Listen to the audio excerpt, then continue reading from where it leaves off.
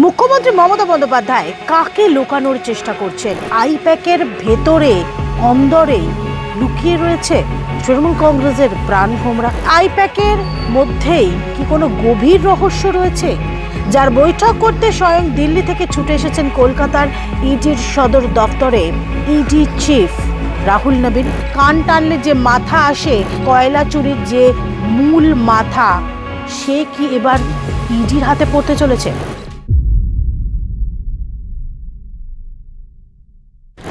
নমস্কার, আমি তুলিকা রায়, বেঙ্গলি বাটির পর্দায় আপনাদেরকে স্বাগত জানাচ্ছি। গতকাল অর্থাৎ শুক্রবার দিনকে ইডির সদর দপ্তরে ইডি চিফ রাহুল নবীন এসে হাজির হন, যেখানে সকাল 10টা থেকে বিকেল 4টে পর্যন্ত বৈঠক হয়। শুধু ইডি অফিসারদের সঙ্গেই সেই বৈঠক নয়, তার সঙ্গে নিম্ন আদালতে যে সমস্ত ইডির বিশেষ আইনজীবীরা রয়েছেন তাদের সঙ্গেও হয় এক প্রস্থ বৈঠক। প্রথমেই আসি এই ইডি অফিসারদের সঙ্গে বৈঠক।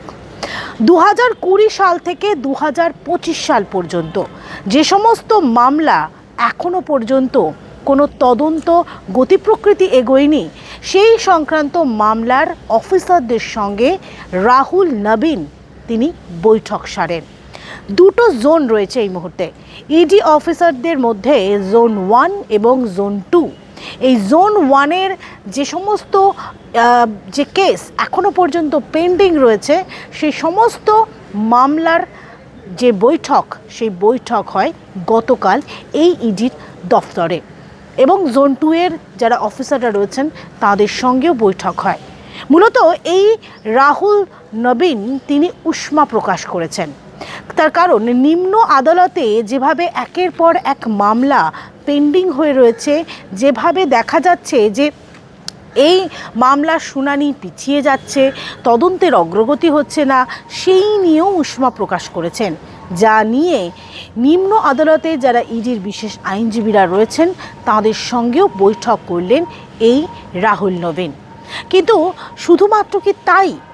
অর্থাৎ এই জোন 1 এবং জোন 2-এর যারা অফিসাররা রয়েছেন, শুধুমাত্র যে সমস্ত কেস পেন্ডিং রয়েছে সেই পেন্ডিং কেসের বৈঠকই নয়, তার সঙ্গে গত 8ই জানুয়ারি 2026-এ যেভাবে আইপ্যাকের যে তদন্ত শুরু করতে গিয়ে যেভাবে বাধার মুখে পড়তে হয়েছিল ইডি অফিসারদের, সেই সমস্ত কর্মকাণ্ড, অর্থাৎ মমতা বন্দ্যোপাধ্যায় যে সময় প্রতীক জৈনের বাড়িতে পৌঁছে গিয়েছিলেন, যে সময় সল্টলেক সেক্টর 5-এ প্রতীক জৈনের যে অফিস রয়েছে আইপ্যাকের, সেখানে পৌঁছে গিয়েছিলেন, সেই পৌঁছে যাওয়ার স্থলে মুখ্যমন্ত্রীর সঙ্গে কোন কোন পুলিশ অফিসাররা সেখানে ছিলেন, সেই তথ্য অফিসারদের কাছ থেকে নিলেন ইডি চিফ রাহুল নবীন। এবং এই যে মামলা, অর্থাৎ 2020 সালে যখন প্রথম সিবিআই কয়লা মামলার যে তদন্তভার নেয়, তার আগে তারা একটা এফআইআর করে, এবং এই এফআইআরের পরিপ্রেক্ষিতে মূলত দুটো এফআইআর হয়। দিল্লিতে 2020 সালে ইসিআইআর করে ইডি অফিসার, এবং তারই সঙ্গে 2025-এ আরও একটি মামলা করা হয় এই কলকাতায়, যেটা ইসিআইআর করা হয় ইডি অফিসারদের পক্ষ থেকে। এবং এই দুটো মামলার আমরা সূত্রের খবর, ইডি অফিসারদের যে নিয়ে যে বৈঠক গতকাল করেছেন ইডি চিফ, সেখানে কলকাতা এবং দিল্লি অফিসারদের যৌথ একটি টিম গঠন করা হচ্ছে, যে টিম কয়লাকাণ্ড এবং আইপ্যাকের তদন্তভার সামলাবেন, যেখানে একাধিক দুর্নীতি, প্রথমে এই যে কয়লাকাণ্ড বা যে আইপ্যাকের তদন্তভার সেটা দিল্লি অফিসাররা সামলাচ্ছিলেন। এবং আমরা জানি যে 8ই জানুয়ারি যখন কাক ভরে প্রতীক জৈনের বাড়িতে পৌঁছে গিয়েছিলেন ইডি অফিসাররা, এবং পরবর্তীকালে আইপ্যাকের যে দফতর রয়েছে সেখানে পৌঁছে গিয়েছিলেন ইডি অফিসাররা, এবং মূলত ইডি দিল্লির যারা টিম রয়েছে তারাই এই গোটা মামলার তদন্তভার নিয়েছিলেন। কিন্তু এই মুহূর্তে কলকাতা এবং দিল্লির যারা অফিসাররা রয়েছেন তাদের যৌথ যে অভিযানে এই পুরো মামলার তদন্তভার করা হবে, এমনটাই আমরা সূত্রের খবর পাচ্ছি। এবং সকাল 10টা থেকে বিকেল 4টের যে বৈঠক রয়েছে সেখানে অত্যন্ত তাৎপর্যপূর্ণভাবে উল্লেখ করা হয়েছে এই বৈঠকে কয়লা পাচার থেকে শুরু করে বালি পাচার এবং শিক্ষাক্ষেত্রে যে দুর্নীতির তদন্ত এনফোর্সমেন্ট ডিরেক্টরেটে আধিকারিকরা করছিলেন, সেখানে একাধিক জায়গায় দেখা গিয়েছে যারা অভিযুক্তরা রয়েছেন তারা জামিন পেয়ে গিয়েছেন। 2021-এর পর যখন এনফোর্সমেন্ট ডিরেক্টরেটে আধিকারিকরা এই শিক্ষাক্ষেত্রে তদন্ত শুরু করে পার্থ চট্টোপাধ্যায়, তিনি প্রাক্তন শিক্ষামন্ত্রী, তাকে গ্রেফতার করা হয়েছিল এবং যারা অভিযুক্তরা রয়েছে তারা কিভাবে ছাড়া পেয়ে যাচ্ছে সেই প্রসঙ্গ কিন্তু এখানে উত্থাপন হয়েছে, অর্থাৎ এই বৈঠকে উত্থাপন হয়েছে। তাহলে যারা জামিন পাচ্ছেন তাদের বিরুদ্ধে উপযুক্ত ব্যবস্থা নিয়ে এই জামিন রোধ করতে হবে।